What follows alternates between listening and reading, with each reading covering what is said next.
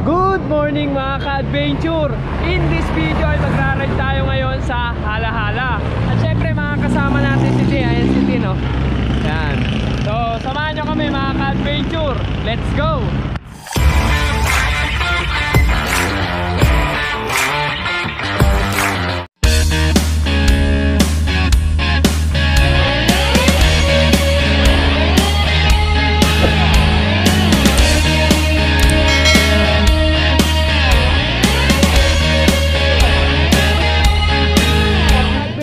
Check is 4:52 ng umaga. Andito na tayo sa highway ng Angono. So ang ride natin ngayon is pupunta tayo ng Hala-Hala, Rizal para mag 100 km. So hanggang I Love punta tayo ngayon mga ka-adventure. Yan, madadaanan natin yung Bikes and Breakfast tsaka yung Sunflower Farm. At syempre ito, gamit natin ngayong bike is yung Viper First natin. Yan, ibe-breakin natin to ng 100 km. So ayan si T, nasa harapan natin. O dalawa lang kami ngayon, duo ride muna. Binabaybay na natin yung kahabaan ng Binangonan.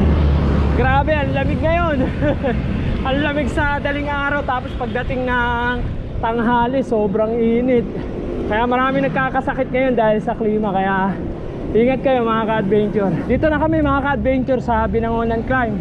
So hindi na ako ganong kumuha ng shot sa Binangonan kasi madilim pa naman. Wala pa tayo makikita. After ng ahon ito, Lusong. After ng Lusong, Cardona na. Ito mga ka-adventure, lulusong na tayo.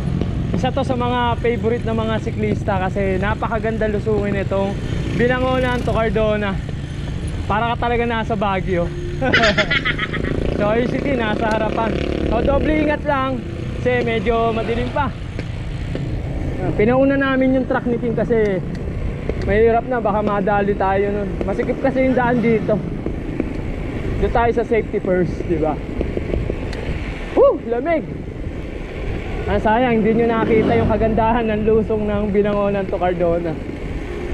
So, andito na tayo sa intersection papuntang diversion tsaka bayan. So, ayan, nakalagay Cardona. So, ibig sabihin, nandito na tayo sa Cardona. Itong kaliwa, yan yung diversion. So, dito tayo sa kanan. So kung magda-diversion kayo mga ka-adventure, isang ahon lang yan tapos lusong na agad. So dito dalawa yung ahon dito sa bayan. Pero may lusong din naman dito.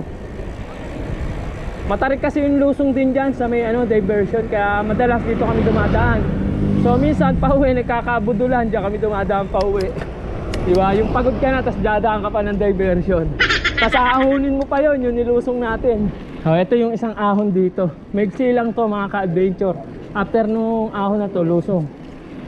Tapos yung bayan na ng Cardona.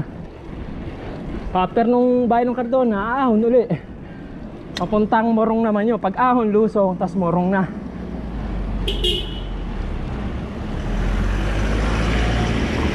Ito na yung mixing lusong. Papunta ron sa mismong bayan ng Cardona. Ang ganda ng kalsada, may ilaw-ilaw. May pailaw. Dito na tayo mga ka-adventure sa may simbahan ng Cardona. So ayan yung simbahan. Ito yung munisipyo ng Cardona. O diretso lang tayo. So ito yung truck na pinauna namin kanina. Inabutan namin itin dito. Ito na yung pangalawang ahon dito sa may bayan ng Cardona. Ito yung Queen Mary. So after nung ahon na to, lusong, Morong na.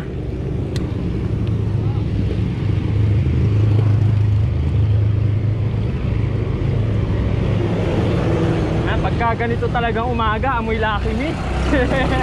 Kumahong ka, tas nakaamoy ka ng nagluluto ng Lucky Me noodles. Ay buhay, hindi ako nagutom doon Yun, nakaraos na sa ahon. Ito, lusong naman. Mahaba-haba rin yung lusong dito. Mas mahaba sa inahon natin. Ito, ayan yung diversion mga ka-adventure sa likod. Kasi yun, nandun sa harapan yung arko ng Morong. Kasi syempre ito yung magandang view rito. Maraming nag-i-stop over dito kasi pagka maliwanag, ang ganda ng view dyan mga ka-adventure. So yan mga ka-adventure, ayan yung arko ng Morong. So syempre, dumaan na tayo ng arko, andito na tayo sa Morong. So mahabang patag to. Malapit na tayo sa may bangkal mga ka-adventure. Pag kumaliwa kayo, yan yung going to Teresa. O diretso tayo, tapos magbabayan tayo ng Baras. Bayan ng Baras, bayan ng Tanay. So doon tayo dadaan. Hindi tayo mag-highway. So para sa akin, mas maganda dumaan talaga sa bayan.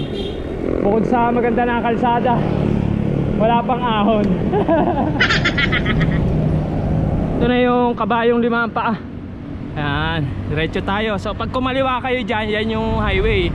Pag kumanan, ito papuntang bayan. Hoy, malapit na magliwanag. Paputok na ang araw. Andito na tayo mga ka-adventure sa Baras. Ayan, welcome to Baras. Ang ganda ng kalsada, ang kinis. Dito sa bayan ng Baras mga ka-adventure, isa sa mga maganda puntahan is yung mga Antila Cafe. So pag nakita nyo na yan, sign na yan sa right side, diyan kayo kakanan papunta sa mga Antila Cafe. Yan dyan tayo diretso. After ng mga Antila Cafe mga ka-adventure, madadaanan na natin yung Arko ng Tanay. Konti na lang, Tanay na. So yun mga ka-adventure, andito na tayo sa Arko ng Tanay. So ayan yung Arko ng Tanay. Ito si Tin. Kamusta Tin? Kaya pa? Kaya. Ito naisip ko yung ahon ko pa rin. Yan. So from Taytay to Tanay, nakaka 24 km na kami. So time check is 6:05 ng umaga. Oh, di ba? So diretso pa tayo diyan hanggang makarating tayo ng tawag dito Pililya, tapos kasunod na yung Hala-Hala. Mahaba-haba pa. Nakaka 24 km pa lang tayo. So meron pa tayong ilang tinmat to? 76 km. Oh, mahaba-haba pang biyahe to. Mahaba-haba pang sipaan. Papaubaya ko na sa'yo yung mat.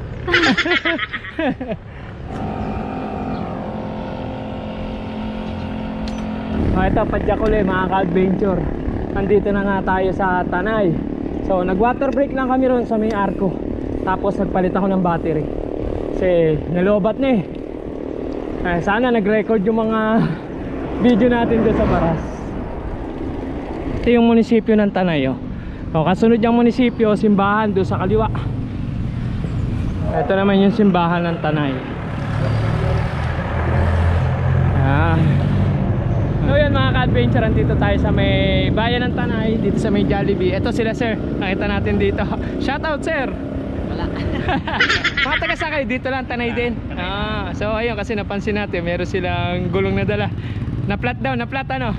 Flat. Yan. So, nakausap natin dito. Sitting kasi nag-CR doon sa may Jollibee. So waiting tayo dito sa labas. Mga ka-adventure, padyak na uli kami. So pag kumaliwa kayo, yan yung papuntang Sampaloc. Diyan din yung papuntang highway ng Pililya. So dito tayo dadaan sa bayan. Kasi nga, pag doon kayo dumaan sa highway, medyo matagtag doon. Bako-bako kalsada. So dito maganda kalsada rito. Halos same lang rin naman ng layo. Wala namang pinagkaiba. So yun mga ka-adventure, ito may nakakilala sa atin.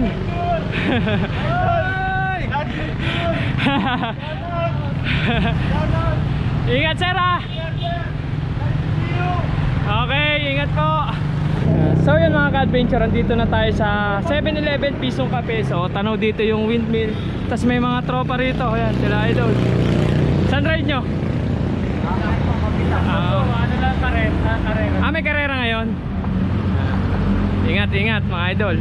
So yan mga ka-adventure, ito refill muna kami ng tubig. Tapos kain tayo muna rito. So nag-almusal naman kami sa bahay, kaya ito lang kakainin namin muna. Tapos mamaya sa bikes and breakfast tayo kakain kung bukas. Sitin nga chicken na iniisip ang ganda ng view rito habang kumakain kayo. Yun, windmill. Tapos ito yung mga kakarera sa Mabitak do kay Kida. Adyak na uli kami mga ka-adventure. Pag kumaliwa kayo dyan, yan yung going to Pililya. So kami diretso lang. Busog na ulit. Napadalawa kami ng chocolate. Kasi mahirap din kumain agad pauwi na lang kami kakain. Kasi kumain naman kami sa bahay. Nag-almusal kami sa bahay bago mag-ride. Importante yun mga ka-adventure. Pag magra-ride kayo, kain muna kayo sa bahay para may lakas. Para hindi agad maubos. Mahirap pag walang kain, nakakaubos agad, nakakalaspag agad. Pagpasok nyo ng Paalahala mga ka-adventure, hindi naman puro patag to.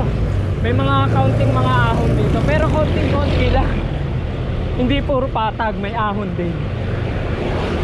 Itong part na to mga ka-adventure is Pililya pa to. Medyo malayo pa tayo sa Arco.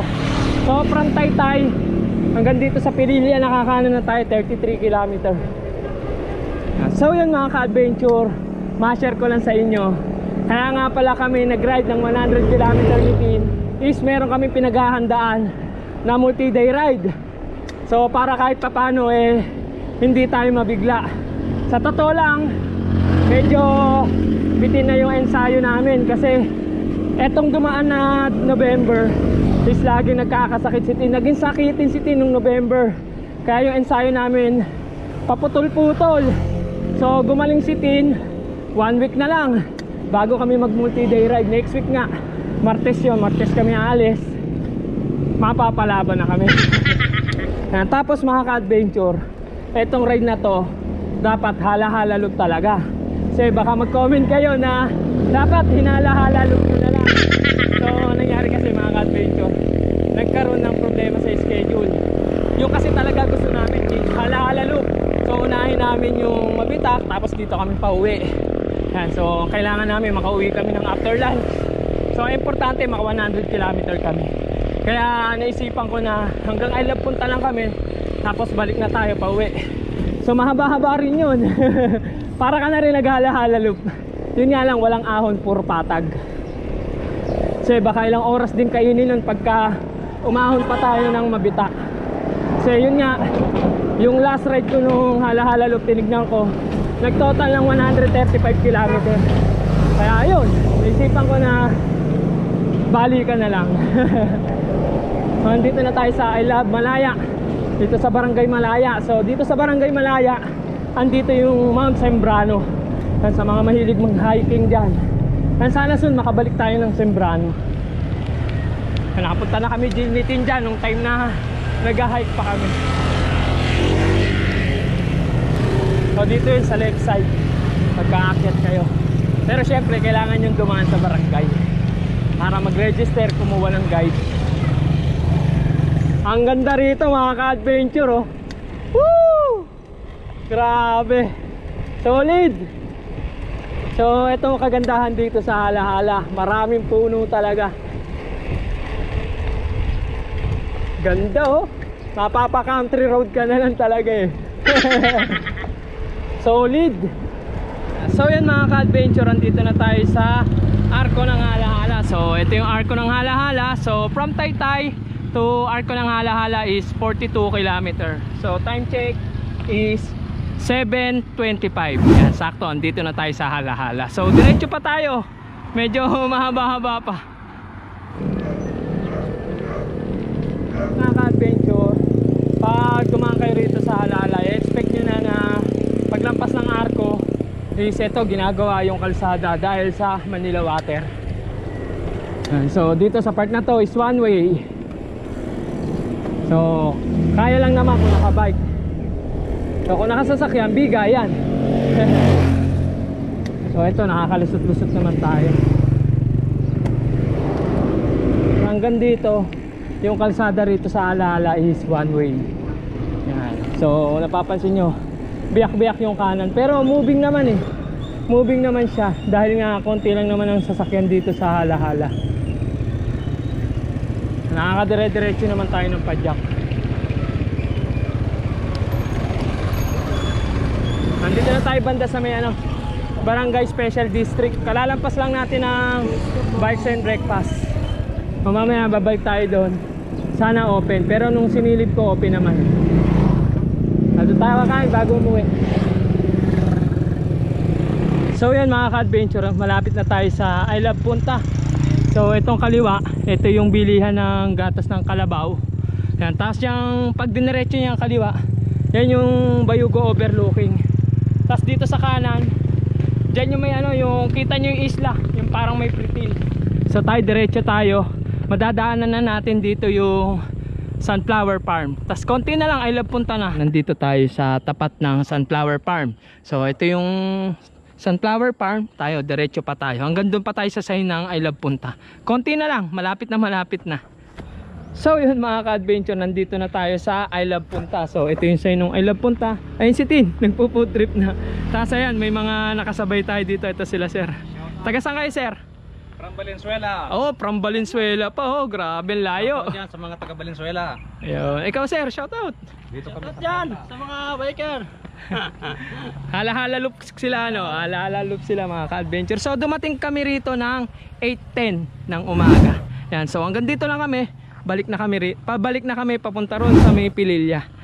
So sila mag-ano pa sila, mabitak. Ahon pa sila ng mabitak. Eto mga ka-adventure, pabalik na tayo. Galing nga tayo ng I Love Punta. So sila sir, umalis na rin. Diretso sila pa mabitak. So ang dadaanan namin pa uwi mga ka-adventure is aahon tayo ng Teresa. Tapos doon sa para konting spadyakan na lang. Kasi pag nagbinangonan pa tayo, mahababan si paan pa yun. Yun nga lang, aahonin natin yung Teresa. Madadaanan na natin yung bilihan ng gatas ng kalabaw. Ito sa kanan. Kapag bumili kayo dyan ng gatas ng kalabaw, meron kayong mabibili dyan, pwede nyo na agad inumin. Malamig na malamig, parang shake. Tapos yung kalsada na yan, pakanan, yan yung papuntang Bayugo overlooking, yung pinuntahan natin.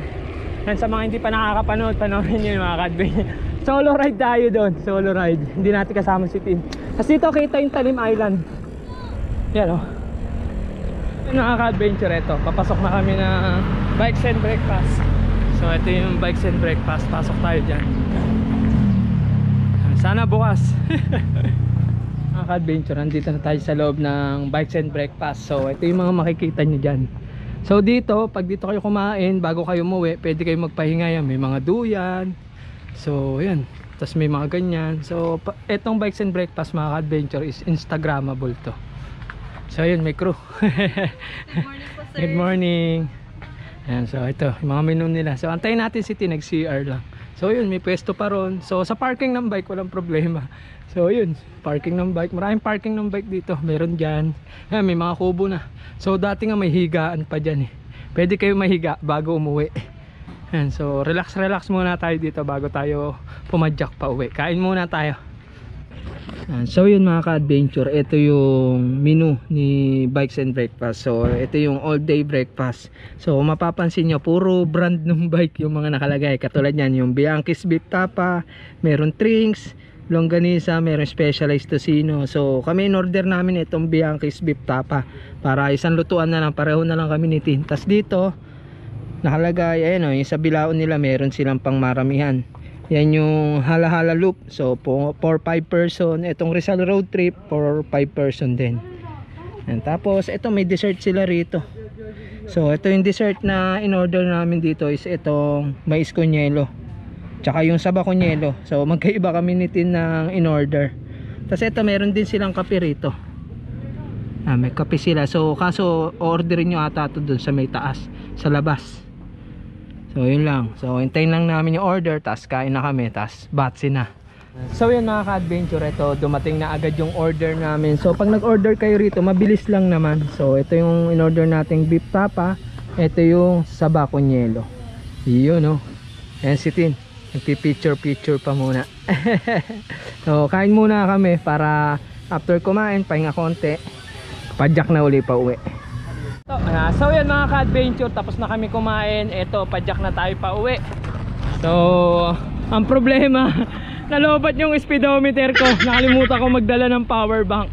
So kagandahan nga pala sa speedometer ng Brighton mga ka-adventure, pag nalobat, pag chinarge nyo, continue yan. So kaso wala naman tayo dalang power bank, papatag na lang tayo kay Tin. Nakalimutan ko i-charge yung speedometer ko. So mga ka-adventure, itong Brighton ko, minsan umaabot to ng 1 linggo kung puro short ride lang. Maganda yung battery ni Brighton. Hindi ko pinopromote sinasabi ko na sa inyo. Saka yun nga, kagandahan talaga rito is pag nalobat, hindi siya auto-save. Continue siya, continue. Papatag na lang tayo kay Tin. Tatanungin na lang natin si Tin kung nakakailang kilometer na lang tayo. Nakakailan na tayo? Oo, ilan? Oh, nakaka 61 kilometer na raw kami. Tapos papatag na lang tayo. Wala lobat eh. Pero yung kay Tin, chinards ko. Kala ko naman yung sa akin, okay pa. Lobat na pala, hindi pala aabot. Ayun mga ka-adventure, sa wakasan dito na kami sa Muson. So yung total kilometer ng ride namin is naka 105 kilometer kami. Yun o, naka 100 kilometer si Viper mga ka-adventure. First 100 kilometer ni Viper first. Diba, na break in. So pasensya na, hindi ko na nakunan yung dinaanan namin pa uwi dahil dun din naman kami dumaan at saka palobat na yung camera ko. So paano mga ka-adventure, hanggang dito na lang yung video. Maraming salamat sa mga nanood dyan at sa patuloy na sumusuporta sa akin dyan. Maraming salamat sa inyo. Kung di ka pa nakaka-subscribe, please subscribe to my channel. Pakihit na rin yung bell button para sa mga video updates. Maraming salamat po. Ride safe. Batian na lang sa daan.